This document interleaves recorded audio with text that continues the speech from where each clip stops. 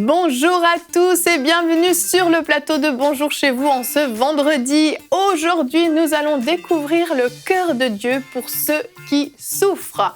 Un thème qui vous plaît, mes amis? Ah ben, c'est un super thème. Un super thème. J'aime ton enthousiasme, Frank. Je suis prêt, j'ai ma Bible. C'est parfait. Est-ce que tu vas nous la lire au complet dans cette émission? Non, pas cette émission. J'aurai pas le temps. Tu n'auras pas le temps, effectivement. Aujourd'hui, donc, nous allons voir que Dieu n'est pas l'auteur de notre souffrance, de nos malheurs, mais nous allons rentrer un peu plus en profondeur et découvrir le cœur de Dieu pour ceux qui souffrent. Peut-être que vous êtes en train de passer par une épreuve, par une souffrance difficile. Vous allez voir peut-être que votre compréhension du cœur de Dieu, peut-être que votre image de Dieu dans cette situation que vous vivez n'est peut-être pas la bonne. Il y aura peut-être des ajustements à faire. Donc, je vous invite tous à la maison à ouvrir votre cœur, même si vous dites non, je sais. On va tous ouvrir nos cœurs. Nous aussi, sur ce plateau, nous allons ouvrir nos cœurs parce que nous allons être enseignés et découvrir ce cœur de Dieu. Et à la fin de cette émission, en deuxième partie, nous allons avoir la rubrique C'est mon histoire avec un très beau témoignage de Nicole, une sœur qui est venue nous partager justement toutes ces années où elle a eu une mauvaise compréhension du cœur de Dieu. Elle avait une grave maladie cardiaque. Elle a finalement subi une transplantation cardiaque. Mais le plus beau des miracles, c'est qu'elle a découvert le vrai cœur de Dieu, ce cœur de Père bon et aimant. C'est un témoignage magnifique qu'on découvrira donc en deuxième partie d'émission. Mais avant ça, Aurélie, on va commencer cette émission avec toi dans la pensée du jour.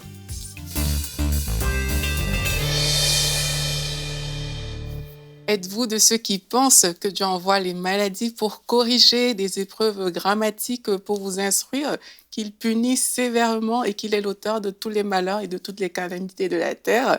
Si c'est le cas, eh bien, sachez que vous avez tort de penser ainsi. Dieu n'est pas l'auteur du mal que vous vivez et il ne le sera jamais. La Bible nous dit dans 2 Pierre 3 au verset 9 que Dieu use de patience envers tous, ne voulant qu'aucun périsse. Et dans le mot périr, vous pouvez mettre souffrance, mal, destruction. Donc Dieu ne veut que personne ne souffre, que personne ne soit dans le malheur, que personne ne soit détruit, mais au contraire, il veut que tous arrivent à la repentance. Et la repentance, vous savez, c'est ce changement de pensée qui vous permet tout simplement de comprendre la bonté de Dieu. Dans Jean 10 au verset 10, la Bible nous dit que le voleur ne vient que pour dérober, égorger et détruire. Et moi, je suis venu afin que les brebis aient la vie et qu'elles soient dans l'abondance. Donc, autant d'un côté, on a le voleur qui est là pour voler, égorger et détruire. Autant de l'autre côté, on a Dieu qui est là pour apporter la vie en abondance, pour venir donner des choses merveilleuses, en fait, à tous ses enfants. Donc, nous ne devons pas attribuer les œuvres de Satan à Dieu. Comme on l'a vu, Satan, c'est le voleur, c'est le destructeur, c'est lui qui envoie la maladie, c'est lui qui envoie les souffrances, c'est lui qui est derrière le mal et toutes ces choses qu'on peut voir sur la terre. Mais Dieu est infiniment bon. Amen. La Bible nous dit dans Jacques 1 au verset 17 que toute grâce excellente et tout don parfait descendent d'en haut. On parle ici de grâce excellente et de don parfait. Ça veut dire des choses dans lesquelles tout est propre, tout est parfait, aucun mal là-dedans. Et on dit, ils descendent d'en haut du Père des Lumières, chez lequel il n'y a ni changement, ni ombre de variation. Le Père des Lumières qui est bien évidemment différent du Père des Ténèbres, qui est Satan. Et la Bible nous dit dans 1 Jean 3, au verset 8, que le Fils de Dieu, en parlant de Jésus-Christ, a paru afin de détruire les œuvres du diable. Il n'y a donc aucune association possible entre Dieu et le diable. Et pour faire court, Satan, c'est bel et bien le méchant, et Dieu, c'est l'auteur du bien. Dieu est bon. Et Dieu est tellement bon, son cœur est rempli de compassion et il n'est pas indifférent à ce par quoi vous passez et ce que vous vivez. La Bible nous dit dans Acte 10 au verset 38, « Vous savez comment Dieu a oint du Saint-Esprit et de force Jésus de Nazareth qui allait de lieu en lieu faisant du bien et guérissant tous ceux qui étaient sous l'empire du diable, car Dieu était avec lui. » Ce verset nous montre que Dieu est venu pour libérer les personnes qui sont sous l'emprise du diable. Dieu est venu en fait pour libérer toutes les personnes qui souffrent et il n'est pas indifférent à votre situation. Au contraire, il est rempli de compassion. Quand on lit la parole, on voit que Jésus était ému de compassion pour les foules et cette compassion faisait en sorte qu'il guérissait les malades, il chassait des démons, il libérait les personnes de toutes sortes d'esprits mauvais et il réglait en fait les cas cas difficile, mais c'est parce il avait ce cœur rempli de compassion.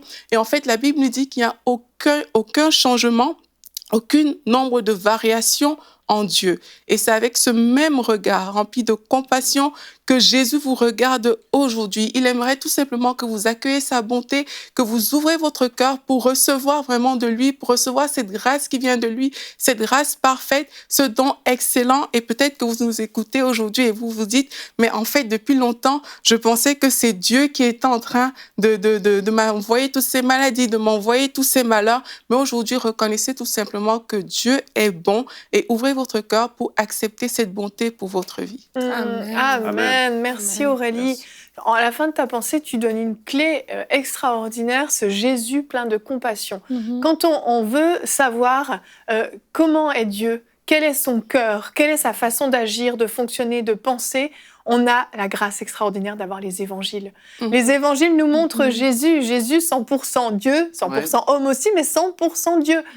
Qui, devant les foules de personnes malades, souffrantes, dépressives, possédées ou ayant des attaques démoniaques, est rempli de compassion.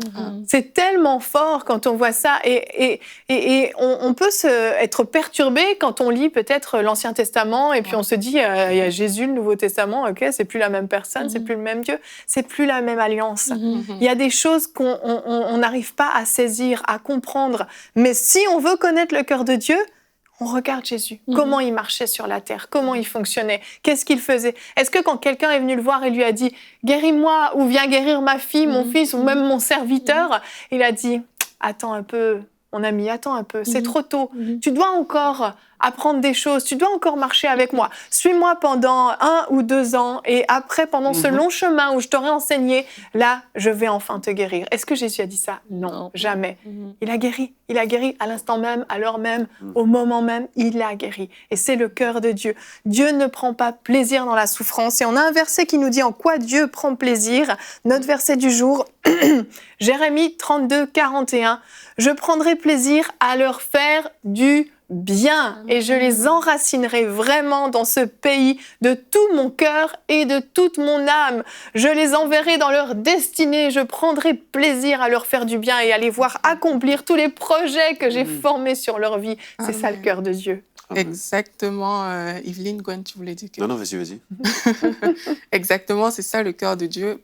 Dieu est tellement bon et si on ne le réalise pas, on risque de passer à côté de beaucoup de choses et on risque de ne même pas, en fait, ouvrir son cœur, comme j'ai dit à la fin de ma pensée, pour recevoir cette bonté qui change toute une vie, en fait, qui change tout simplement la vie. Le cœur de Dieu est de nous bénir. Le cœur de Dieu n'a jamais été de voir souffrir son peuple, n'a jamais été de voir son peuple rester en captivité, comme on peut le voir dans la Bible, en fait. Ce qui se passe, justement, c'est que les personnes ne comprennent pas souvent l'origine de leur souffrance et décident d'attribuer l'origine de leur souffrance à Dieu, alors que Dieu n'en est tout simplement pas l'auteur. Or, la souffrance peut venir de plusieurs sources. Il y a des souffrances qui viennent du fait qu'on est tout simplement ignorant, parce que, voilà, la Bible dit « mon peuple périt parce qu'il lui manque la connaissance ». Il y a des souffrances qui viennent parce qu'on a commis des péchés, on ouvre sa vie au péché, et puis là, il y a des choses qui se passent dans notre vie, et puis on dit « ah, mais Dieu, il n'a pas fait ci, il n'a pas fait ça », on attribue ça à Dieu. Il y a aussi les choses qui viennent du diable, et on sait que Satan, c'est l'auteur du mal, donc on le sait.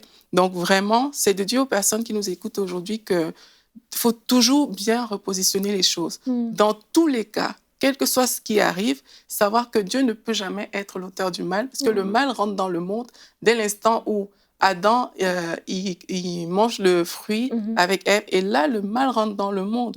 Mais Dieu n'a pas créé l'homme dans un endroit bizarre, en lui disant « mais sache que tu vas souffrir », etc. Le mal est vraiment rentré avec Satan, et Dieu n'a rien à voir avec ça. Christ nous a racheté de la malédiction. Et ça, c'est important à la maison qu'on se le mette bien dans la tête et dans le cœur. Christ nous a racheté de la malédiction. Donc, tout ce qui est de la malédiction, la souffrance, la maladie, la pauvreté, tout ce qui est de la malédiction, Christ nous a racheté. Et la Bible dit qu'il est la porte étroite. C'est quoi la porte étroite? La porte étroite, c'est Christ. Donc, si je suis désobéissant, j'ouvre une autre porte. J'ouvre une porte à Satan qui a un accès. Et la Bible dit « ne donnez pas accès ». ne lui donnez pas accès, ne lui donnez pas raison. Et les autres portes, c'est aussi l'endoctrinement qu'on peut entendre sur Dieu permet ceci et cela. La porte étroite, c'est de croire que Dieu est bon, que Jésus-Christ nous a racheté de la malédiction. Et je dis souvent, en fait, et c'est très important de le comprendre, c'est difficile d'avoir une bonne relation avec quelqu'un qu'on ne connaît pas. Donc si on croit que Dieu est comme ci un jour et comme ça un jour, qu'un jour il est notre berger, puis qu'un jour il est le partenaire de Satan pour nous faire du mal ou nous enseigner, on est confus, donc on ne peut pas avoir la foi. La confusion, c'est loin de la foi. Dieu veut qu'on ait la foi dans la porte étroite, que Jésus-Christ qui nous a racheté un point c'est tout de la malédiction pour qu'on ait une vie bénie, pour qu'on ait une vie prospère, pour qu'on ait une vie en parfaite santé, la santé divine. C'est le cœur de Dieu. Dieu est bon, Dieu nous aime et c'est tout. Et on le dira toujours à MCI, Dieu nous aime, Dieu est bon. C'est clair, Dieu est bon. Alors aujourd'hui, commencez à discerner quelle est la source de votre mal. Est-ce que c'est une attaque satanique? Est-ce que c'est lié à la désobéissance? Et ces portes-là, elles peuvent être fermées par la porte étroite, par Jésus-Christ.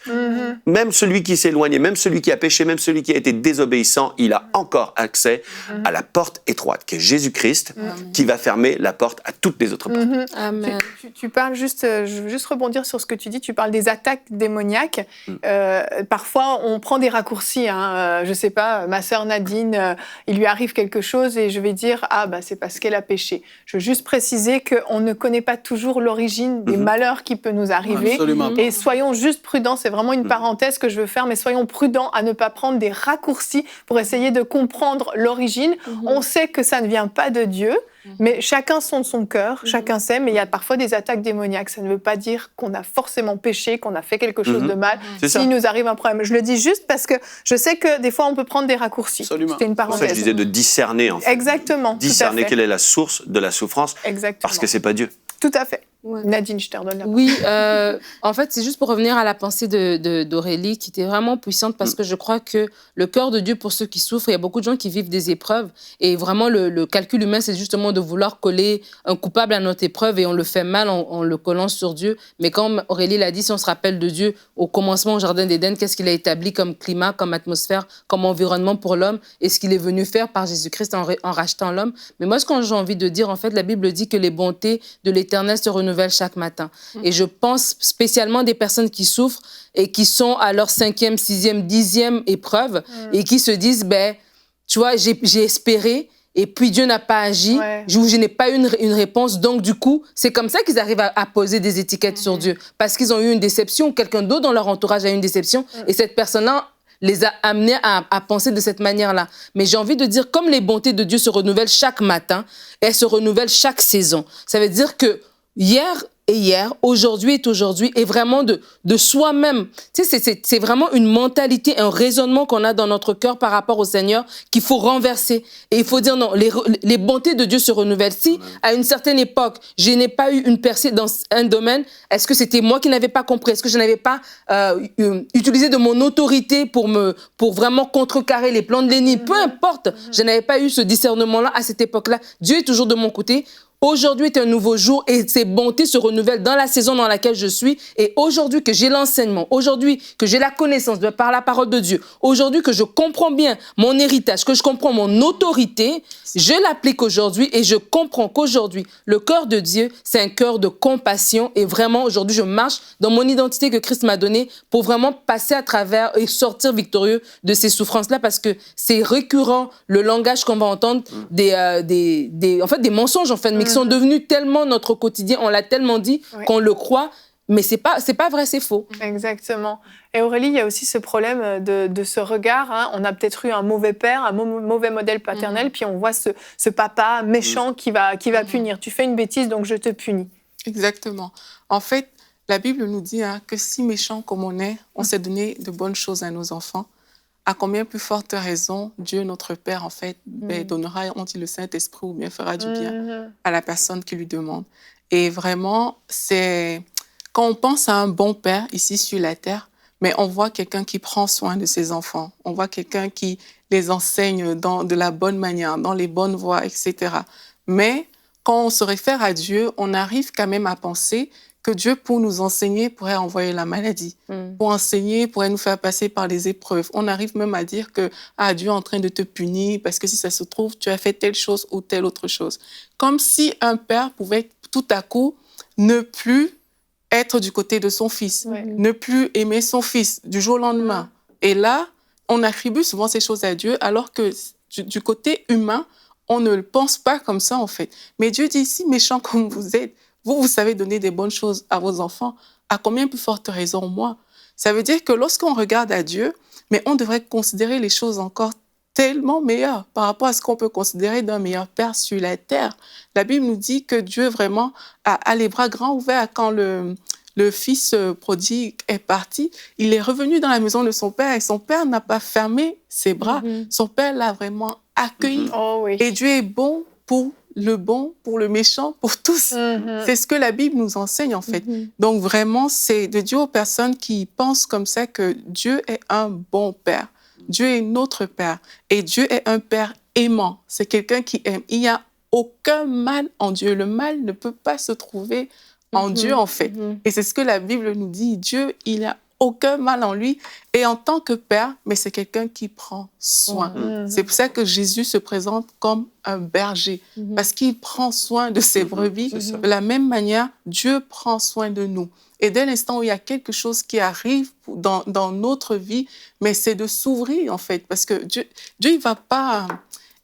Dieu a mis devant nous vraiment la vie et la mort. Et Dieu nous demande de choisir la vie. Choisir la vie, comme Gwen disait, c'est choisir Jésus-Christ, c'est choisir cette porte-là, en fait. Et quand je décide de choisir la vie, mais je décide de choisir mon Père. Et mon Père peut agir. Il peut le faire en ma faveur. Mais si je ne retourne pas vers mon Père, je vais faire comme ce fils qui a quitté la maison, qui est parti loin de son papa, et il a vécu ce qu'il a à vivre avant de rentrer à la maison. Ouais, quand on va dans des terrains comme que tu as dit, Aurélie, par rapport à Dieu me punit parce qu'il veut, peu importe. Si tu veux pousser la pensée, si Dieu te punit par l'arthrose ou Dieu t'a puni par peu importe la maladie qui vient contre toi, ben, je veux t'encourager, entre guillemets, je dis entre guillemets, hein, à ne pas prendre de médicaments parce que tu vas aller contre la volonté de Dieu pour ta vie. C'est vrai. C'est vrai. Non, mais je suis sérieux. Oui, je sais, mais ça me fait rire. Mais... Et puis, comme je dis, si tu veux prendre cette pensée-là au sérieux, tu vas appliquer ce que je viens tout juste de dire, parce que tu veux faire la volonté de Dieu pour ta vie et tu veux qu'il t'apprenne tout au maximum. Ça veut dire que les pilules qui te soulagent, ou tu as un problème il faut des pilules, peu importe, tu vas dire, ben non, c'est la volonté de Dieu. Fait que si tu vas contre la volonté de Dieu, ben, wow, quelle sorte d'enfant es-tu? Tu comprends? Là, je vais à l'extrême.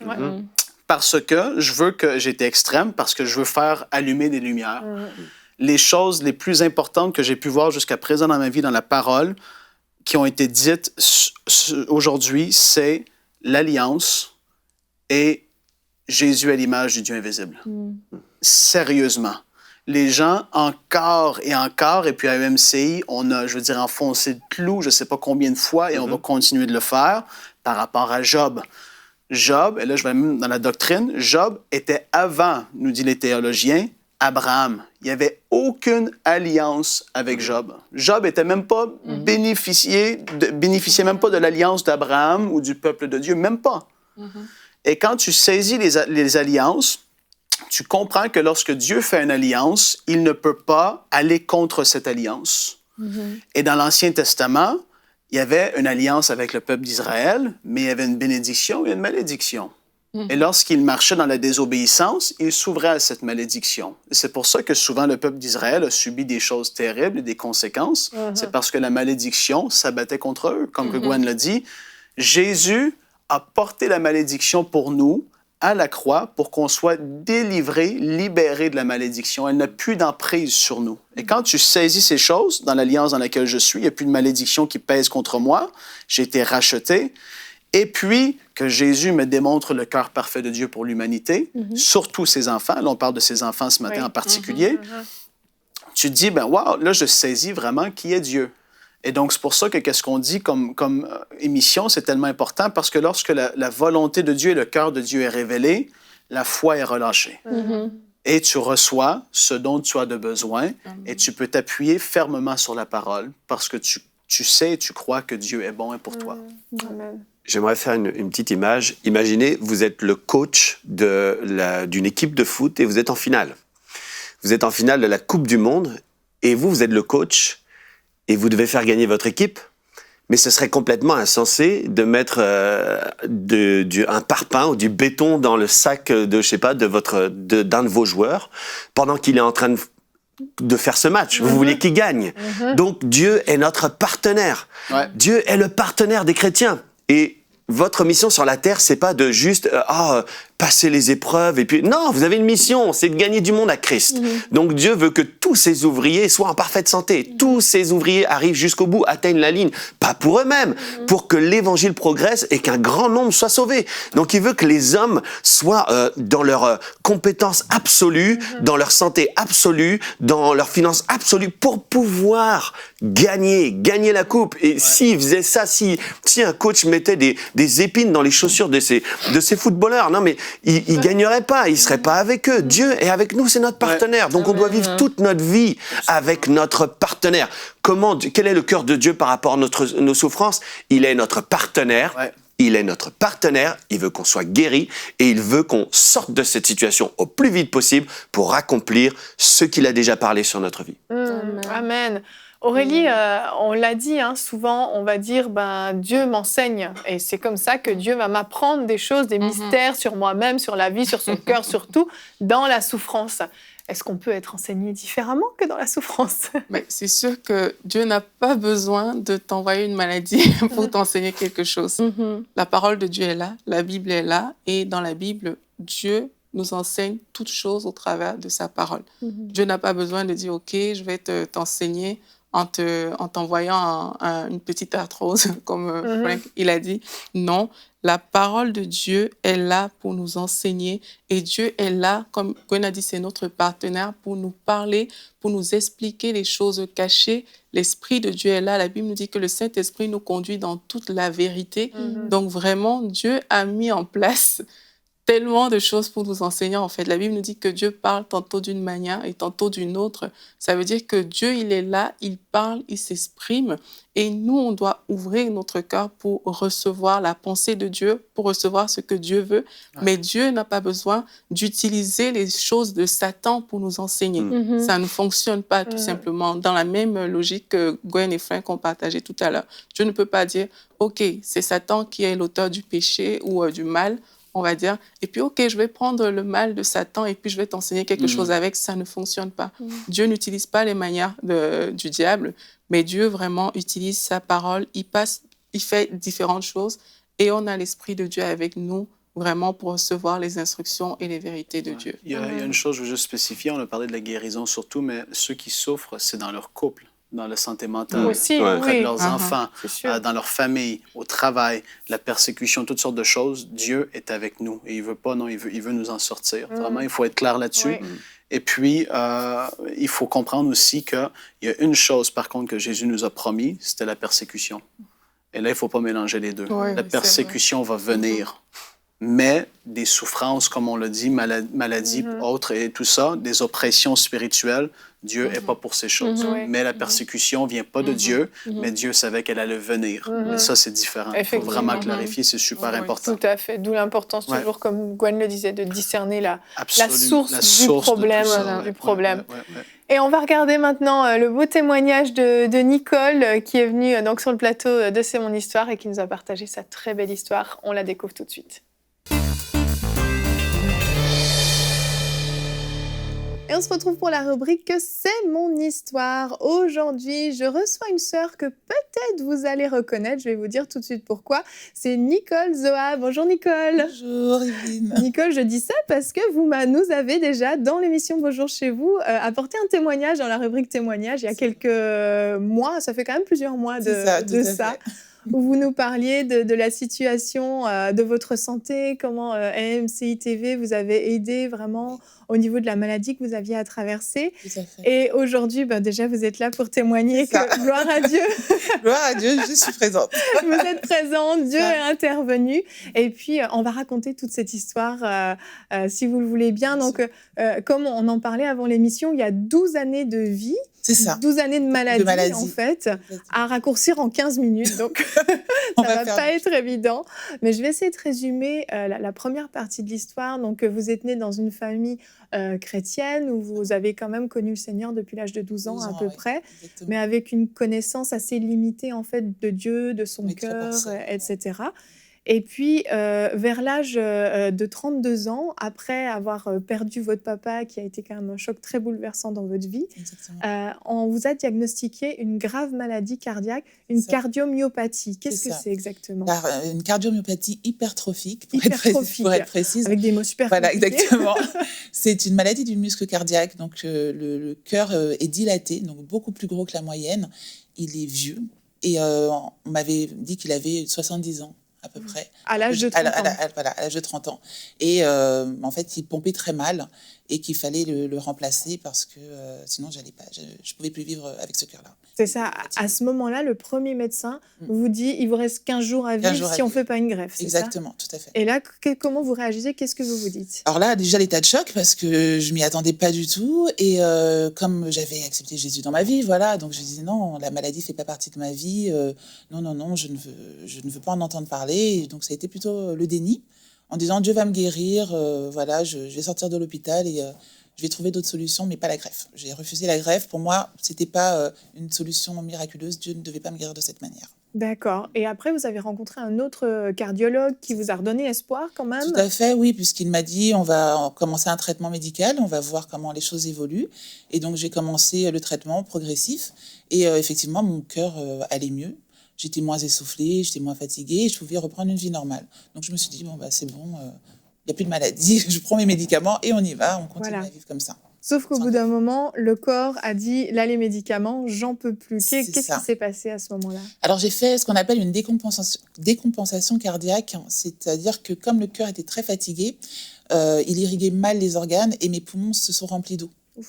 Donc, pour faire le moindre pas, ça devenait impossible. J'étais très, très essoufflée, très fatiguée et je ne pouvais plus rien faire en fait. Je devais rester allongée et j'ai eu plusieurs hospitalisations. C'est ça, des hospitalisations qui étaient quand même plus ou moins faciles à vivre dans certains cas. Dans certains cas, parce qu'il y a des moments où on me disait à chaque fois vous allez mourir si vous n'acceptez pas la greffe. On faisait énormément d'examens, on voyait que tout se détériorait. Mais pour moi, non, je ne voulais pas entendre vraiment le diagnostic des médecins et je partais sur mon idée que c'est pas comme ça que Dieu devait me guérir. Et j'ai poursuivi traitements médicaux et aussi réadaptation cardiaque pour remuscler le cœur. Et effectivement, ça fonctionnait aussi. Donc, tant que ça fonctionnait, moi, je continuais en me disant non, pas de greffe. C'est ça, le cœur réussissait quand même toujours à reprendre un petit peu le dessus. Oui. Vous réussissiez à reprendre un peu une vie normale à peu près. À peu près, voilà. Parce que comme disaient les médecins, on a une facilité d'adaptation. Donc, en fin de compte, maintenant, je réalise que ma vie était au ralenti, puisque je ne pouvais plus faire de courses, je ne pouvais plus faire le ménage, je ne pouvais vraiment plus rien faire. J'étais dépendant des autres. Et même pour aller travailler, au début, j'ai travaillé en mi-temps thérapeutique, mais à partir d'un moment, je ne pouvais plus du tout rien faire. Donc, je restais à la maison. Et pour moi, tant que j'étais en vie, c'était bien, mais sauf que c'était une vie complètement limitée. C'était pas vraiment une vie. Exactement. Et puis à ce moment-là, par rapport à Dieu, quelle était la relation que vous aviez avec Dieu dans toutes ces années-là? Alors, j'étais déjà en colère contre Dieu suite au décès de mon père, parce que j'avais quelque chose que je n'avais pas compris, puisqu'on priait et je n'avais pas compris pourquoi il était parti. Donc, il y avait déjà cette colère qu'il fallait identifier et exprimer. Et aussi l'incompréhension de savoir pourquoi est-ce que je devais subir la maladie, pourquoi moi, en fait, pourquoi je tombais malade alors que je vivais une vie chrétienne normale, selon moi. Voilà, pour moi, je ne comprenais vraiment pas ce qui se passait. Donc, ma relation avec Dieu, c'était comme s'il me punissait. Comme si j'avais fait quelque chose de mal et que tout ce qui m'arrivait, c'était Dieu qui me punissait, tout simplement. Donc j'avais du mal à... je priais plus, j'avais plus à l'église, je comprenais pas du tout pourquoi je vivais cette situation. C'est ça, peu à peu, ça vous a vraiment... Toutes ces questions vous ont éloigné de Dieu. Oui, totalement. Et à un moment donné, on a commencé à vous parler d'autres possibilités, de la pensée positive, de nouvel âge, etc. Exactement. Que vous êtes parti un peu dans cette direction. Oui, c'est la recherche du bien-être. Et comme je la trouvais pas auprès de Dieu, puisque j'avais pas du tout de relation avec lui, j'ai essayé de chercher d'autres moyens. Et c'est vrai que là, je suis rentrée dans les pensées positives au début, c'est ce qu'on dit. Et après, la recherche, tout ce qui est New Age... On mélange tellement de choses, il y a des versets bibliques, mais en même temps, on compte sur ses propres forces. Et sauf qu'à un moment, je n'avais plus de force. J'avais plus du tout de force. Et là, je me suis dit, bon, j'ai surtout compris que c'était pas le bon cheminement, notamment par une émission de MCI, où une femme avait témoigné et avait dit que on écoutait beaucoup le mal, ce que le mal dit, puisqu'on parle de la maladie. Et c'est vrai que dans ces pensées, on nous dit souvent d'écouter notre corps, de comprendre ce que la maladie veut nous dire. Et en fait, quand elle a dit, au lieu d'écouter ce que le mal dit, je vais écouter ce que Dieu dit, le bien. Et ça a été comme un déclic pour moi. Je me suis rendu compte que j'étais pas du tout dans le bon raisonnement, que c'était pas du tout la bonne voie et qu'il fallait vraiment que je retourne à l'essentiel. C'est ça. Voilà. Et l'essentiel, c'était la Bible et connaître Dieu. Qui était vraiment Dieu? Donc là, vous êtes revenu justement à la Bible. C'est ça. Vous avez commencé à écouter des enseignements bibliques. Exactement. Bah, j'ai une amie qui m'a envoyé un lien vers EMCI, justement. Et à partir de ce moment-là, j'ai commencé à regarder les émissions, donc il y avait Prière inspirée notamment. Donc déjà, me réconcilier avec Dieu, vraiment comprendre que Dieu, c'était mon Père et qu'il m'aimait. Et ensuite, après, de fil en aiguille, en fait, d'autres émissions, et notamment Audrey Mac, le témoignage d'Audrey Mac sur sa guérison, ça m'a énormément encouragée. Et je me suis dit, bon, il faut que je connaisse Dieu. Qui est Dieu pour moi? Et j'ai commencé vraiment à lire les versets et, bizarrement, à vraiment les comprendre. Alors que jusqu'à présent, je ne les comprenais pas. Et comprendre que Dieu était vraiment un Dieu d'amour et qu'il voulait le meilleur pour moi. Et j'ai commencé à développer cette intimité, cette relation avec lui. Je n'allais pas à l'église parce que je ne pouvais pas bouger. Donc, comme je disais, EMCI est devenu mon église à ce moment-là. Et j'étais vraiment contente d'avoir ces ressources-là, d'avoir ces enseignements-là. Et ça m'a permis vraiment d'approfondir ma relation avec Dieu. Et là, j'ai compris que, en fait, ce n'était pas Dieu l'auteur de la maladie, tout simplement, et que je m'étais trompée de cible pendant toutes ces années, parce que ça a duré quand même de nombreuses années. C'est ça. Et j'ai réalisé qu'en fait, non, Dieu voulait vraiment le meilleur pour moi, et que, en fait, tant que je ne le connaissais pas, je ne pouvais pas réaliser ça. Je ne pouvais vraiment pas réaliser. Et en développant mon intimité avec lui, j'ai commencé à comprendre que tout ce qui m'arrivait, c'était vraiment pas Dieu, qu'il fallait que je prenne autorité sur certaines choses. Et que je creuse, en fait, de savoir quelle était la source, en fait, de tout ce mal-là. Et ce qui est bien, c'est que Dieu a fait en sorte de mettre sur mon cheminement des personnes qui, au fur et à mesure, ont commencé à prier pour moi, à me soutenir dans la prière et à m'emmener vers ma guérison, je vais dire, spirituelle, avant tout, parce que je guérissais spirituellement, mais physiquement, je dépérissais totalement. Mes organes dépérissaient, le cœur se fatiguait, et je suis arrivée en octobre 2018, où là, il n'y avait plus rien à faire. Vraiment plus rien à faire. J'étais hospitalisée, les médecins me regardaient avec un air on ne peut plus rien faire pour vous, si vous n'acceptez pas la greffe, vous allez mourir. Wow. Donc là, c'était la seule solution, c'était choisir la vie ou la mort, en fait, tout simplement. Et même si je voulais vivre, je ne savais plus trop ce que je devais faire. Et à un moment, les médecins m'ont dit, il faut vraiment que vous preniez cette décision. J'ai dit, OK, on y va, on va accepter la greffe. Sauf que les délais étaient très courts. J'avais 10 jours pour recevoir un cœur. 10 jours. 10 jours. 10 jours parce qu'à ce moment-là, on vous avait branché à une machine voilà, qui remplaçait votre cœur finalement. C'est ça, exactement. Le sang partait d'un côté, était... Et tourné dans... Ça s'appelle l'ECMO, en fait. Et c'est le sang circulait à l'extérieur du corps. Une machine jouait son rôle. Parce que là, il était vraiment trop fatigué. J'étais arrivée à 10% de capacité. Et là, c'était plus possible. Donc, je ne devais plus bouger les jambes. Je devais rester allongée. La machine faisait son travail. Mais il y avait 10 jours parce que le risque de cette machine, c'est d'être amputée. Des 2 jambes. Des 2 jambes, voilà, exactement. Et donc, chaque jour, les médecins arrivaient pour me dire, compte tenu des délais et des paramètres, parce que comme je suis très grande, il fallait un cœur solide. Et mon groupe sanguin est rare aussi. Donc voilà, tous les éléments. Pour les médecins, c'était quasiment impossible. C'était impossible. Mais ils l'ont dit. Ils l'ont formulé, c'est impossible dans ces délais. Et ils ont même fait venir des spécialistes du cœur mécanique pour m'expliquer que si dans les 10 jours, je n'avais pas de cœur, on allait passer au cœur mécanique. Et là, c'était toutes les conséquences que ça entraîne, perte d'autonomie, une machine branchée quasiment H24, une batterie. Bon, c'était pas une vie, quoi. Pas une vie, exactement. Et donc... j'ai vraiment prié, je me souviens vraiment, c'était un mercredi, voilà. C'était 7 jours après donc la mise en place de cette machine-là. J'ai vraiment prié et demandé au Seigneur, j'ai vraiment lâché prise en fait. Parce que jusqu'à présent, je voulais faire comme je le voulais. Je voulais que Dieu me guérisse d'une certaine manière. Je voulais qu'il y ait un miracle soudain. Et voilà, pour moi, c'était... Un nouveau cœur qui se crée. Voilà, exactement, tout à fait. Et c'est tout à fait possible. Mais c'est vrai que là, j'ai dit, bon, fais ce que tu veux faire, tout ce que je veux, c'est vivre. Et dans la nuit, le médecin me réveille pour me dire, on a un cœur pour vous. Wow. Ah ouais, là, ça a été, ça a été la joie, l'incompréhension. J'étais waouh. Mais il faut savoir que même quand on a un cœur, on peut descendre en salle d'opération et on peut nous dire que finalement, c'est pas viable. Oui, donc rien n'est sûr. Rien n'est sûr, rien n'est sûr. Puis on n'est pas sûr de se relever de la table d'opération. Ah oui, plus, j'imagine que c'est une opération risqué. très lourde. Voilà, c'est une opération à cœur ouvert, c'est vraiment le cas de le dire. Et je me suis réveillée 3 jours après. Wow. 3 jours après. Et comment vous vous sentiez à ce moment-là, au moment du réveil? J'étais dans la joie, en fait. J'avais le sourire. Alors, je ne suis pas une personne qui souriait beaucoup avant, mais là, j'avais le sourire et j'étais bien. Et ça faisait 12 ans que je n'avais pas été bien, en fait. Là, j'arrivais... Alors, oui, il y avait les machines, il y avait tout ça. J'étais faible, fatiguée, mais je me sentais bien. Et ça a été une guérison physique, spirituelle, tout ce qu'on veut, mais... Là, j'ai vraiment réalisé l'amour de Dieu pour moi. J'ai vraiment réalisé que depuis le départ, il attendait qu'une chose, c'est que je lâche prise et que je le laisse agir comme il le voulait. Et à partir de ce moment-là, ma vie, elle a complètement changé. J'ai une relation avec Dieu qui est totalement différente aujourd'hui. Je lui fais confiance, c'est vraiment mon père. Et je me rends compte à quel point il veut que le meilleur pour moi, en fait, tout simplement. Amen. Et c'est vrai que une fois réveillée, donc il a fallu réapprendre à marcher, parce que j'avais perdu tous mes muscles. Il a fallu, ça a été difficile, mais à chaque fois, en fait, j'entendais Dieu me dire que c'était une nouvelle naissance et que littéralement, je devais réapprendre à bouger mes orteils, à marcher, réapprendre à vivre comme lui, il souhaitait que je vive. Et je suis vraiment devenue la personne qu'il voulait que je devienne. Ça a été, même autour de moi, les gens ne me reconnaissaient plus. Et oui, voilà, c'était vraiment un miracle pour moi. Vraiment. Que quand j'y pense, voilà, c'est extraordinaire. Voilà, c'est vraiment, c'est ça, c'est que c'est cette guérison spirituelle qui a finalement découlé sur le physique, mais avant tout, il y avait ce besoin de cette réconciliation avec exactement. Dieu, connaître ce cœur de père.